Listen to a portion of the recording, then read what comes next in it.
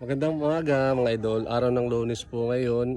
Tayo po ay duty. Ayusin po muna tayo pansamantala. Ngayong umaga din po. Pupunta na ako dito sa Balite. At ipapamigay na natin yung pahingi sa akin ng mga used clothes. Hindi po yun okay. Galing po yun sa mga pribado na kumbaga hindi ng mga ginagamit na damit. Tara po.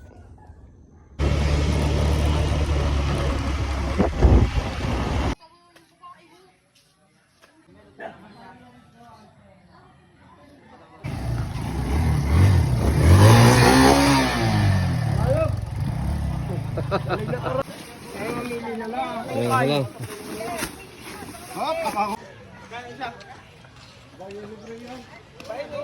Ska? Talaga nang dala namin palabas. Paluwas? Sige. Yan lang at lalag.